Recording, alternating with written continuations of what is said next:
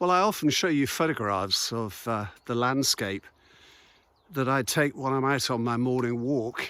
Just for a change this morning, I thought I'd let you share it. It's a little after 6 o'clock on a glorious morning. I'm just coming down from Upper Swainswick to Lower Swainswick, which is where I live. I do a lot of my thinking at this time of the day. And this morning, my thoughts are full of what happened in Bristol yesterday, the toppling of Colston's statue. It's an issue that's been rumbling on for years. Even in my day, we had buckets of red paint thrown over it and manacles put around his ankles. But I don't live in Bristol, so I will leave comment to those that do. But I am thinking about connections with the slave trade. And at this point, I think for Bath, it's not a question of pulling down statues. We haven't got much to show, have we? Queen Victoria halfway up a wall, Bladud and his pig, a mini Mozart.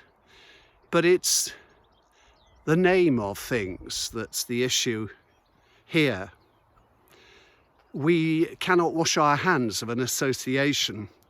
The Georgian and Regency heyday of this city. But before we get there, let's talk about things like Great Pulteney Street and Pulteney Bridge, both named after a man who had plantations, who was associated with slavery.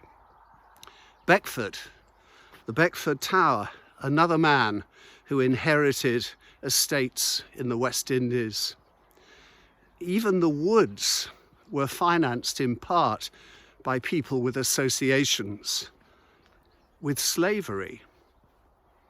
I mean, I'm a mayor's guide and I arrive by the Crossbath with part of St. John's behind me and tell everybody that the building they're standing by was one of Bath's first hotels, built as a speculative development by the Duke of Chandos, another man with associations with slavery.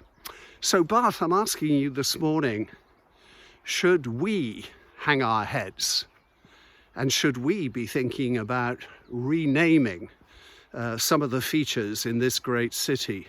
Or should we at least be putting up plaques explaining the association between the people who gave their names to these places and slavery? And just one final thought. I know they're trying to think up a new name for the Colston Hall in Bristol. Maybe Redemption Hall would be the best name that I can think of at 6:10 on a Monday morning. Anyway, there we are. If I've started you thinking, if you want to join in this debate and send me your thoughts, look at the website, www.bathmuseum.com. I'll be putting this on there and there's space underneath for comments, so let's get them coming.